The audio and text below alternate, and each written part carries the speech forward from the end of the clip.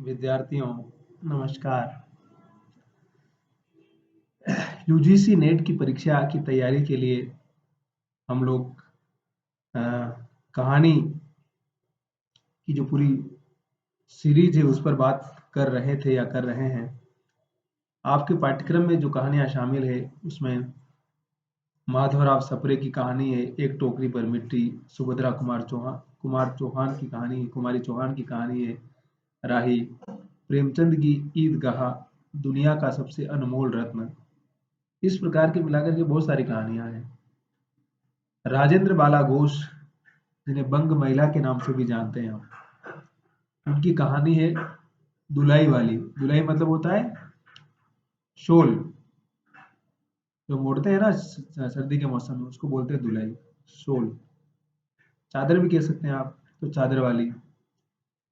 अ, राजेंद्र बाला घोष 1882 में उनका जन्म हुआ था और 1951 में उनकी मृत्यु होती है। 1907 में यह कहानी जिसकी हम चर्चा कर रहे हैं, सरस्वती नाम की जो पत्रिका आप जानते ही हैं, महावीर प्रसाद द्विवेदी जिसको संपादित करते थे, और सरस्वती का हिंदी भाषा के निर्माण में, हिंदी के साहित्यकारों के निर्माण में एक बहुत महत्वपूर्ण योगदान है।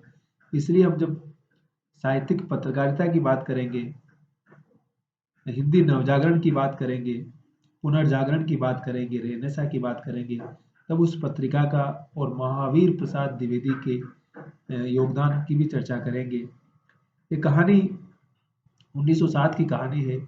आपको मालूम होगा 1907 में ही सोजे वतन जो प्रेमचंद की कहानी संग्रह आया था और उसको अंग्रेज सरकार ने जब्त कर लिया था, जिसको हम कॉलोनियल सिस्टम कहते हैं, जिसको हम ब्रिटिश हुकूमत कहते हैं। उस स्थिति, उसका कितना दबाव था, उसका कितना प्रभाव था, इसकी भी कल्पना कर सकते हैं आप। और उस दौर में एक महिला लिख रही है, ये बहुत बड़ी बात है।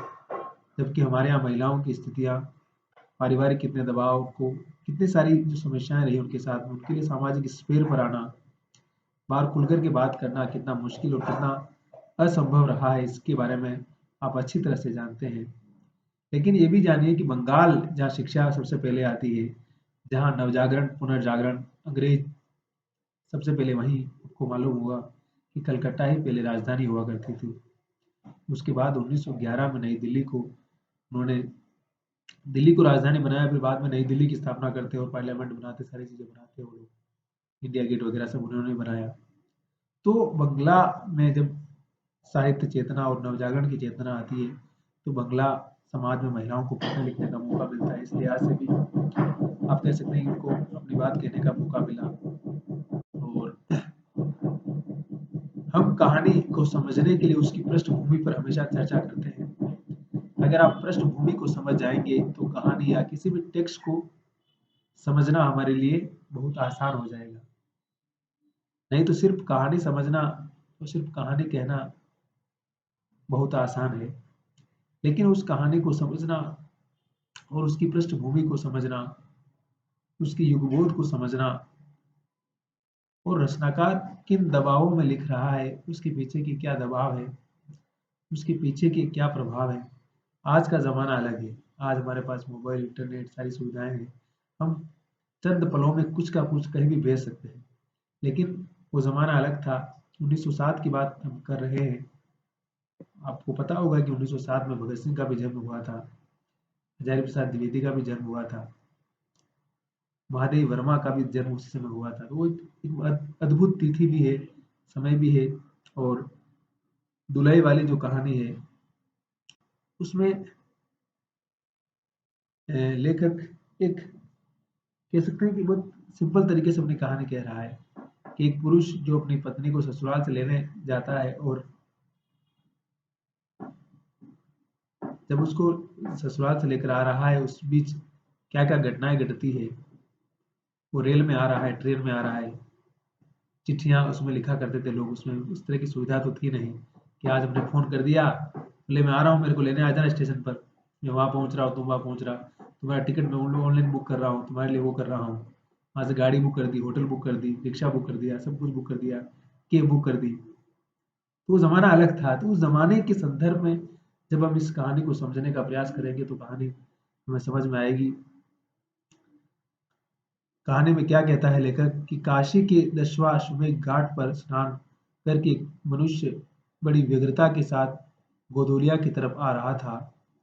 एक हाथ में मैली सी तौलिया से लपेटी हुई भीगी धोती और दूसरे में सुरती की गोलियों की कई डिब्बियां और सूंघने की एक पुड़िया थी। उस समय दिन के 11 बजे थे। गोदोलिया की बाईं तरफ जो गली है उसके भीतर एक और गली और थोड़ी दूर पर एक टूटे मकान से पुराने मकान में वह जा घुसा। मकान के पहले खंड में बहुत अंधेरा था और ऊपर की जगह मनुष्य के वासोपयोगी थी। नवागत मनुष्य धड़धड़ाता हुआ ऊपर चढ़ गया। वहां एक कोठरी में हाथ की चीजें रख दी और सीता सीता कर पुकारने लगा। तो देखिए, भाषा आपको हो सकता है कि पुरानी लगे, लेकिन थोड़ी क्लिष्ट हो सकती है। लेकिन जो हिंदी के हमारे विद्यार्थी हैं उनके लिए भाषा कठिन नहीं होगी, क्योंकि इस ये सब हमारे रोज के जाने पहचाने शब्द हैं जो हम साहित्य में, कविता, कहानी लेखन में उपयोग करते हैं, कक्षा में यूज करते हैं, वार्तालाप में यूज करते हैं, कन्वर्सेशन में। क्या है, कहती हुई एक 10 बरस की बालिका आ खड़ी हुई। तब उस पुरुष ने कहा, सीता जरा अपनी बहन को बुला ला। अच्छा कहकर सीता चली गई और कुछ देर में एक नवीना स्त्री आकर उपस्थित हुई। उसे देखते ही पुरुष ने कहा, लो, हम लोगों को तो आज ही जाना होगा। इस बात को सुनकर स्त्री कुछ आश्चर्ययुक्त होकर झुंझला कर बोली। गुस्सा आ गया उसको। आज ही जाना होगा? यह क्यों? भला आज कैसे जाना हो सकेगा? ऐसा ही था तो सवेरे भैया से कह देते। तुम तो जानते हो कि मुंह से कह दिया बस छुट्टी हुई। लड़की कभी विदाई की होती तो मालूम पड़ता। आज तो किसी सूरत में जाना नहीं हो सकता। तुम आज कहती हो हमें तो अभी जाना है। बात यह है कि आज ही नवल किशोर कलकत्ते से आ रहे हैं। आरे से अपनी नई बहू को भी साथ ला रहे हैं। सो उन्होंने हमें आज ही जाने के लिए इसरार किया है। इनका मित्र है नवल किशोर।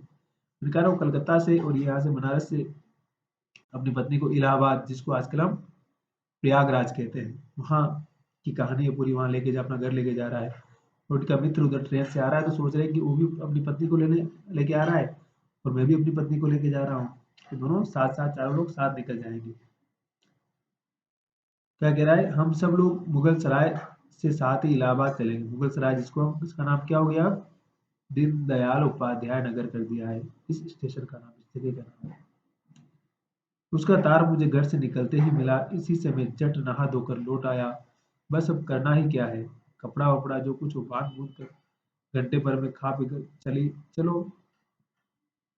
जब हम तुम्हें विदा कराने आए ही हैं, तब कल के बदले आज ही सही। कह रहा है कि जब हम तुमको लेने के लिए आए हैं तो कल जाओ आज जाओ, क्या फर्क पड़ता है।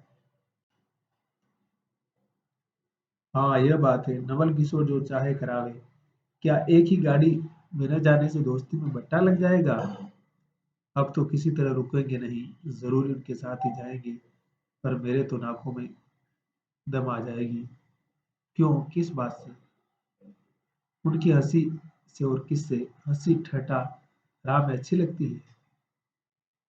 हालांकि बहुत मस्ती बहुत करता है।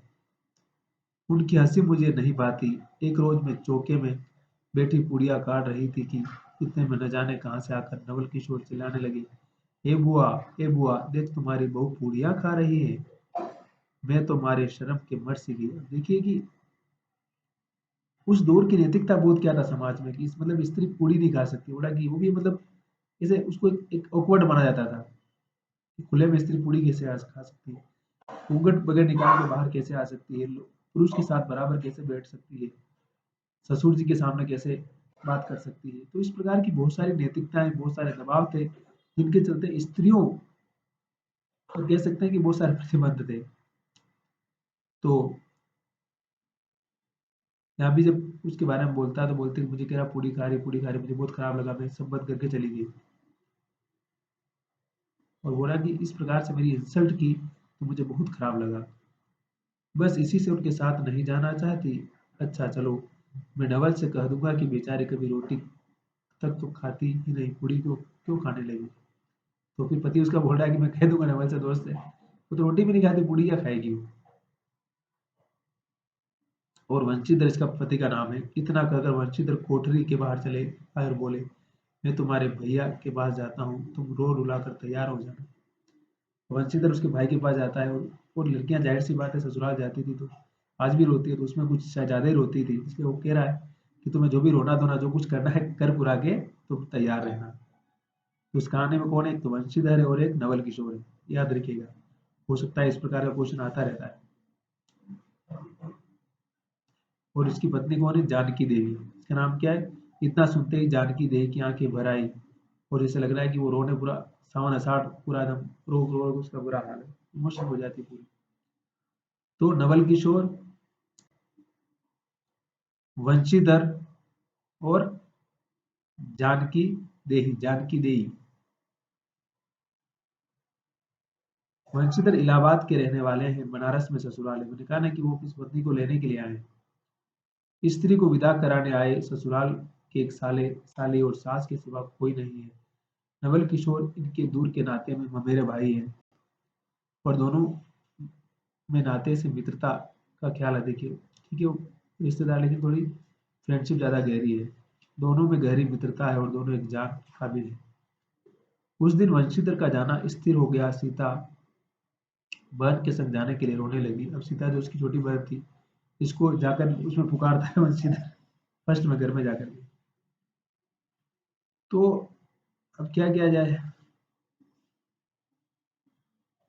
कुछ तो रास्ता निकालना होगा ना।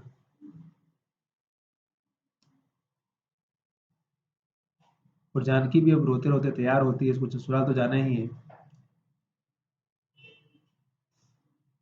कोई चीज भूलने पर धीमी आवाज से माँ उसको याद दिलाती रहती। 1 बजने पर स्टेशन जाने का समय आया। अब गाड़ी या इक्का लाने कौन जाए? अब भाई घर से स्टेशन तक पहुंचना है तो उसमें गाड़ी या इक्का चलता था तो लेने जाना पड़ेगा ना। आज की तरफ कैब तो बुक नहीं कर सकते, घर में बैठ के कैब बुक कर तो आ जाएगी, है ना। तो लेने जाने की बात थी। ससुराल वालों की अवस्था अब आगे किसी नहीं थी कि दो दो चार चार नौकर रखकर, और ससुराल की स्थिति इतनी अच्छी नहीं थी, घर में नौकर चाकर थे नहीं, तो तमाम चीजों को लेकर के कमाने वाला नहीं था ना, पापा नहीं थे, तो जाहिर सी बात है खर्चे अपने आप कम हो जाते हैं। और साले भी कुछ ज्यादा अच्छी नहीं थी, वह गड़ी बिछोने से बातें करते। 30 पर भी आप कहने लगे, मैं ही धीरे धीरे जाकर कोई सवारी ले आता हूँ। तो खुद ही वंशीधर को लेने जाते हैं। वंशीधर बोले, नहीं नहीं, तुम क्यों तकलीफ करोगे, मैं ही जाता हूँ। जाते जाते वंशीधर विचार करने लगे कि इक्के की सवारी तो भले घर की स्त्रियों के बैठने लायक नहीं होती। अब उसमें क्या इक्का चलता था, इसमें मतलब शायद सीट एक ही हुआ करती थी गाड़ी पर बैठने के लिए, तो वो कुछ सोचता है कि नहीं हम दूसरा कर लेते, ताकि उसमें क्या है कि आराम से चले जाएंगे और ऐसा कुछ होगा नहीं। क्योंकि एक तो उतने ऊंचे पर चढ़ना पड़ता है, दूसरे पराये पुरुष के संग एक साथ बैठना पड़ता है ना। मैं एक पालकी गाड़ी ही कर लूंगा जिसमें तो सब तरह का आराम रहता है। पर जब गाड़ी वाले ने 1.5 रुपया किराया मांगा, उस जमाने का 1.5 रुपया, जाहिर सी बात है आज का 200-250 रुपये मान लीजिए, और क्या। तो उसका मन खट्टा हो गया, तो कहता है कि ठीक है इसी को कर लेते, छोड़ो ना। और फिर बोला आगे बाद में देखा जाएगा क्या करना है। जो वंशीधर इक्का ले आए और जो कुछ असबाब था मतलब जो भी कुछ सामान था साथ में ले जाना था उसको इक्के पर रखकर आप भी बैठ गए। जानकी देवी बड़ी विकलता से रोती हुई इक्के पर जा बैठी। वो जानकी देवी रो रही थी बहुत ज्यादा, लेकिन फिर वो भी जाके बैठ जाती है। इस पर अस्थिर संसार में स्थिरता कहाँ है? संसार तो गतिशील है, स्थिरता कहाँ है? यहाँ पर कुछ भी स्थिर नहीं है, सब कुछ अस्थिर है। इक्का जैसे जैसे आगे बढ़ता गया वैसे ही वैसे जानकी की रुलाई भी कम होती गई। सिकरोल के स्टेशन के पास पहुंचते पहुंचते जानकी अपनी आंखें अच्छी तरफ पहुंच चुकी थी। सही बात है ना कि मनुष्य समय के साथ दुख को भूलता चला जाता है। जिंदगी का यही सुरूर है, जिंदगी की यही गति है और जिंदगी की यही वास्तविकता है। समय हर चीज को कहते हैं ना ठिकाने लगा देता है, या हर चीज के महत्व को कम करता है या बढ़ाता चला जाता है। इसलिए समय के साथ हम भी सब कुछ भूलते जाते हैं, और कई बार जीवन में गहरा घाव होता है तो शायद धीरे धीरे भूलते हैं, लेकिन भूलते तो नहीं है उसको, क्योंकि जिंदगी की गति कुछ ऐसी ही है।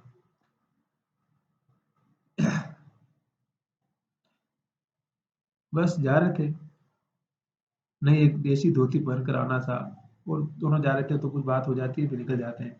और उस समय मैंने कहा ना स्वदेशी का समय भी था, ब्रिटिश हुकूमत की तमाम चीज़ों का विरोध कर रहे थे लोग। तो स्वदेशी की बात, खादी पहनने की बात थी, तो खादी भी, इसलिए खादी को राष्ट्रीय चेतना का प्रतीक माना जाता है। आप समझेंगे उस दौर को, क्योंकि वो दौर अलग था। उसमें सिंबल का बहुत ज़्यादा महत्व था और गांधी ने इसलिए तमाम सिंबल की बात की, प्रतीकों की बात की बार-बार। और खादी और राष्ट्रीय कांग्रेस का योगदान इसलिए महत्वपूर्ण है उस दौर के लिए कि उसने किस तरह से इस सारी चीज़ों को एक राष्ट्रीय चेतना के, राष्ट्रीय आंदोलन के साथ जोड़ने का काम किया। तो कहीं न कहीं ये सारी चीज़ें दोनों बात कर रहे हैं। विदेशी यूज़ करने की बात और रुपया बर्बाद न करना, चीज़ों को मिसयूज़ न करना, इस तरह की बात भी होती है। जान के ज़रा भौं टेढ़ी करके बोली, "ओह! धोती तो धोती है, पहनने से काम क्या बुरा है।"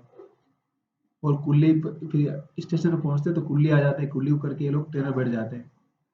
वो उधर टिकट लेने जाते हैं, टिकट लेके आ जाते हैं। इक्की वाला चुप हो गया, इक्की वाले को भी चुप करा दिया। उन्होंने कहा कि उधर से टिकट नहीं मिलेगा, बोले मैं कहीं से लूँ, तुझे क्या दिक्कत है। इक्की की सवारी देखकर इसने ऐसा कहा। यह कहते हुए वंशीधर आगे बढ़े। यथासमय रेल पर बैठकर वंशीधर राजघाट पर पार करके मुगल सराय पहुंचे।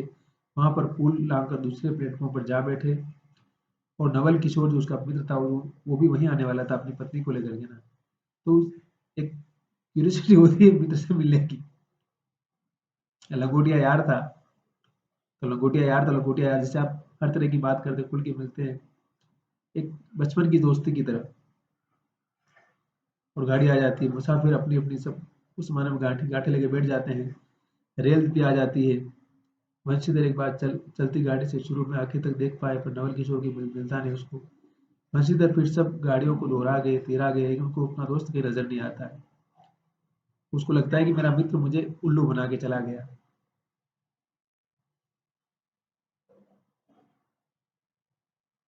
वो जानकी को लाकर जाना ने गाड़ी में बिठाया। वह पूछने लगी, नवल की बहू कहाँ है।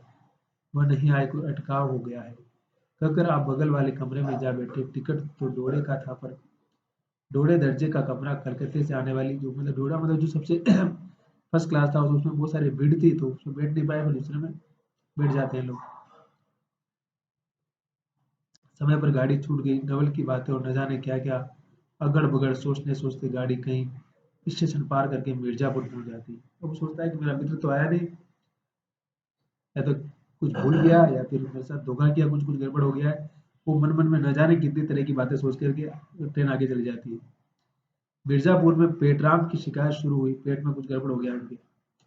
उसने सुझाया कि इलाहाबाद पहुंचते में भी देरी है, चलने की झंझट में अच्छी तरह उनकी पूजा किए बिना वंशीधर ने बनारस छोड़ा था।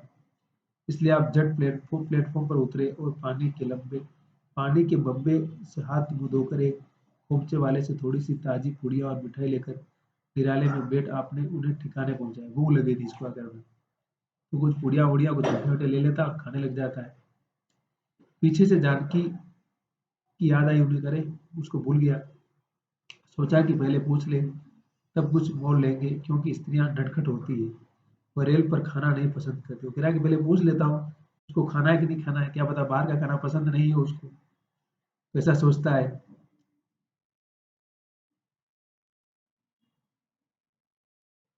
तो कुछ नहीं पूछा, वापस आके बैठ गया। वंशीधर अपने कमरे में बैठा तो एक मुसाफिर अधिक दिख पड़े। आगे वाले में से उतर कर भी गया। जो लोग थे सब तीसरे दर्जे के योग्य ही जान पड़ते थे। अधिक सभ्य कोई थे तो वंशीधर ही थे।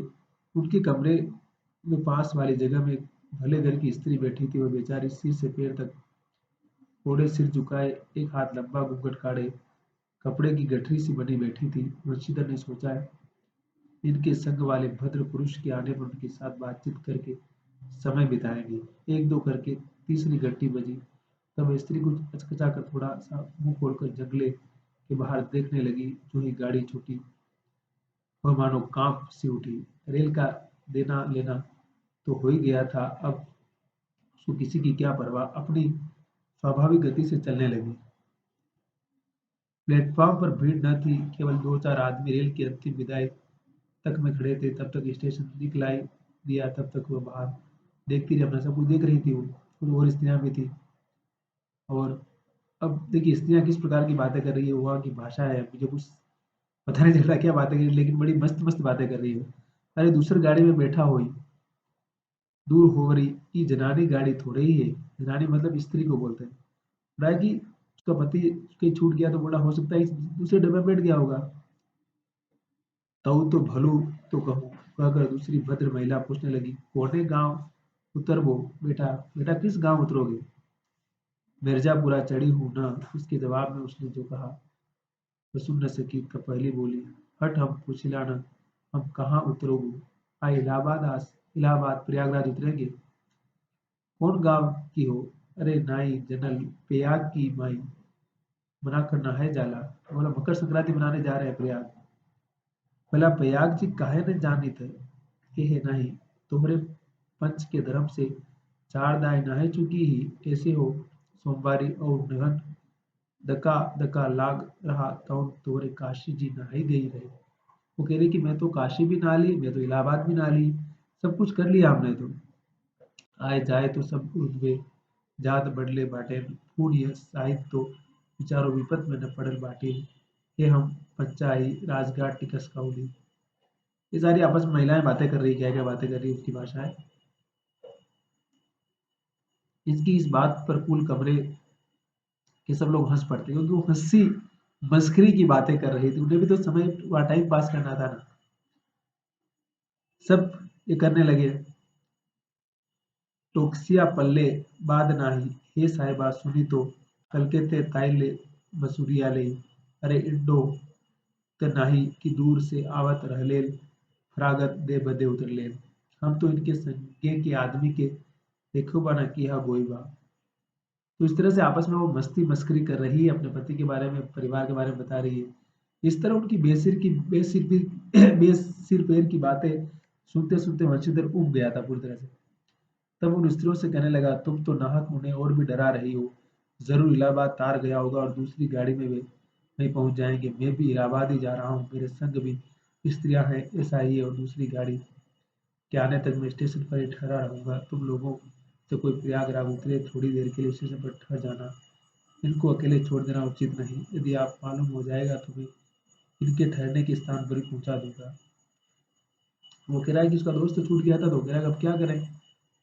वंशीधर की इन बातों से उन स्त्रियों की वाक्यधारा दूसरी ओर बहने लगी। हाँ, यह बात तो आप भली कही। नहीं भैया, हम बच्चे काहे के कहू से कुछ नहीं। अरे एक के एक करत न बाय तो दुनिया चलत कैसे बा। कराएगी ये, हम एक दूसरे की अगर मदद नहीं करेंगे तो दुनिया कैसे चलेगी। और वो जो उसकी नवल किशोर की पत्नी थी वो जानबूझ के नाटक कर रही थी। अब इसको पता नहीं है ना, वो कह रही कि मेरा पति ने छोड़ दिया, मैं अकेली कहाँ जाऊंगी। गाड़ी इलाहाबाद के पास पहुंची वंशीधर उस स्त्री को धीरज दिलाकर आकाश पाताल सोचने लगे। वो असल में वंशीधर उसके मित्र की पत्नी थी, लेकिन इसको इन्होंने बताया नहीं। तो जब बताया नहीं इन्होंने तो वो उसको बोलती कि हमारा पति की रह गया पीछे, और अब कैसे बताया। तो बोलता है कि "अच्छा, ठीक है मैं पहुंचा दूंगा तुम्हें"। अब क्या होता है, स्टेशन पर उतरता और सब कुछ करते हैं। कब भैया केहू बिन टिकस की आवत हो तो ओकर का सजाए बोला। कह रहा है कि भाई अगर मेरा पति बगैर टिकट के आ रहा होगा तो उसे क्या सजा मिलेगी। अरे ओका ई नहीं चाहत रहा कि मेहरारू के तो बैठा दिहेल और अफवाह तो टिकस ले के चल दिल है। उसने अपनी मेहरारू यानी पत्नी को तो बैठा दिया और अपने लिए टिकट लेने चला गया, तो शायद ट्रेन छूट गई। किसी किसी आदमी ने यहाँ तक दौड़ मारी कि रात को वंशीधर के जेवर छिड़कर रफू चक्कर हो जाएंगे। उस गाड़ी में एक लाठी वाला भी था। उसने खुल्लम खुल्ला कहा, का बाबूजी कुछ हमरो साझा। उसकी बात वंशीधर क्रोध से लाल हो गया। उसने कहा कि इस प्रकार का आरोप लगा रहा मेरे ऊपर कि मैं इसके जेवर लेकर भाग जाऊंगा। लेकिन वंशीधर को पता नहीं था कि उसका मित्र नवल किशोर उसके साथ मस्ती कर रहा है। वंशीधर इलाहाबाद उतरे, एक बुढ़िया को भी वहां उतारा। उसने उन्होंने कहा, इनको भी अपने संग उतार लो। फिर इस बुढ़िया को उस स्त्री के पास बिठाकर आप जानकी को उतारने गए। जानकी ये सब हाल कहने पर बोली, अरे जाने भी दो, किस बखेड़े में पड़े हो। पर वंशीधर ने न माना। जानकी को और उस भद्र महिला को एक बिठाने ठिकाने बिठाकर आप स्टेशन मास्टर के पास गई। वंशीधर के जाते ही बुढ़िया, जिसे उन्होंने रखवाली के लिए छोड़ा था, किसी बहाने भाग गई। वो चली जाती है। स्टेशन मास्टर से पूछने पर मालूम हुआ कि कोई तार नहीं आया। उस जमाने में तार आते थे ना कि पता सूचना भेजने के लिए। अब तो वंचित बड़े असमंजस में पड़े, टिकट के लिए बखड़ा होगा क्योंकि वह स्त्री बेटिकट है, लौट कर आए तो किसी को न पाया। अरे ये सब कहाँ गई। अब वो परेशान हो गया कि जो स्त्री बगैर टिकट थी अब उसके लिए मैं टिकट कुछ लेने गया, कुछ करने, तो वो भी गायब हो गई। अब ये तो संकट में पड़ गया, ये क्या हो गया। लेकिन उसको पता नहीं था कि वो उसके नवल किशोर की पत्नी है वो। और घबरा के तो देखने लगता है, उसकी पत्नी भी पता नहीं गया। इतने में सामने से दुल्हई वाली को आते देखा। दुल्हई वाली मतलब वो वंशित आ रहा हो कुछ चादर ओढ़ करके। तू ही उन स्त्रियों को कहीं ले गई है। इतना कहना था कि दुल्हई के मुंह से खोलकर नवल किशोर खिलखिला उठे और वहां से वो हंस पड़ता है, उस चादर को हटा करके मुंह निकाल करके। अरे ये क्या, सब तुम्हारी करतूत थे। अब मैं समझ गया कैसा गजब तुमने किया। ऐसी हंसी मुझे नहीं अच्छी लगती। मालूम होता है कि वह तुम्हारी ही बहुत ही। अच्छा तो वे लोग कहाँ गए। ये लोग तो पालकी गाड़ी में बैठे हैं, तुम भी चलो। नहीं, मैं सब हाल सुन लूंगा तब चलूंगा। हाँ ये तो कहो, तुम मिर्जापुर में कहाँ से आ निकले। मिर्जापुर नहीं, मैं तो कलकत्ते से नहीं बल्कि मुगल सराय से तुम्हारे साथ चल रहा हूँ। तुम मुगल सराय में मेरे लिए चक्कर लगाते थे, तब मैं जोड़े दर्जे कि वो भी छिप जाता, गाड़ी बैठ जाता, लेकिन उसको पता नहीं चलने देता है। ढूंढता रहता है, मेरा दोस्त कहाँ, मेरा दोस्त कहाँ है। तो फिर ये सब पूरा बात बताता है उसको, फिर मिल जाता है।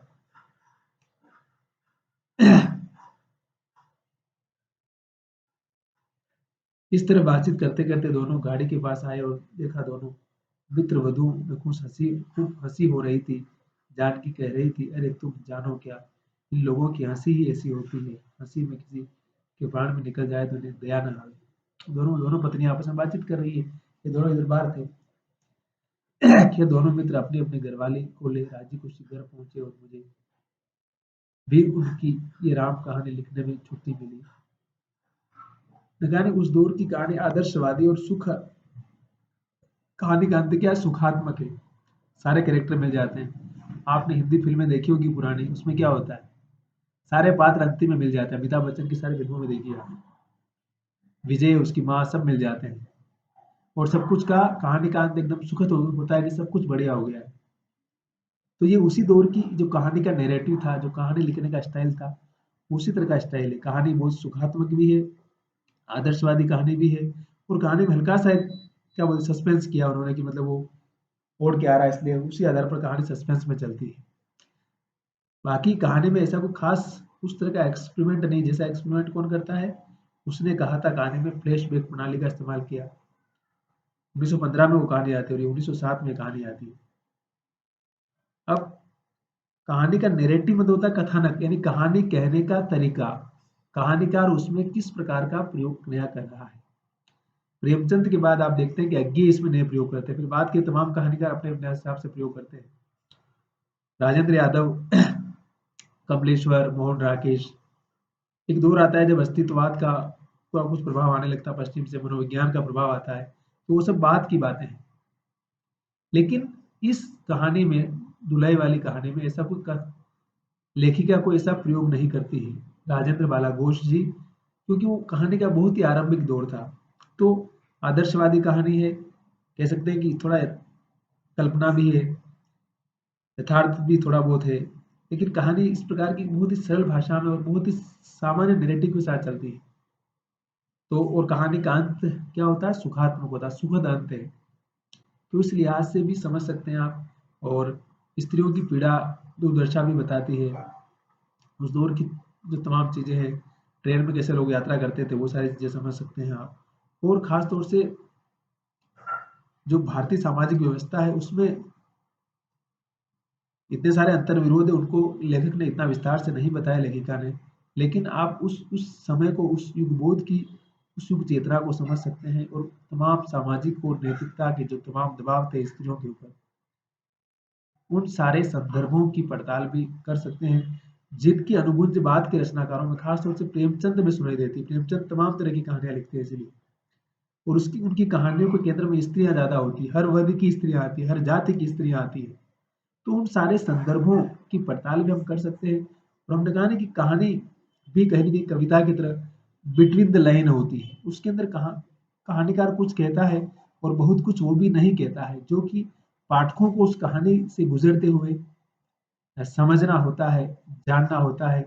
तो ढुलई ढुलई वाली जो कहानी है, बंग महिला की जो कहानी है, 1907 में छपी थी, मैंने पहले ही बताया है।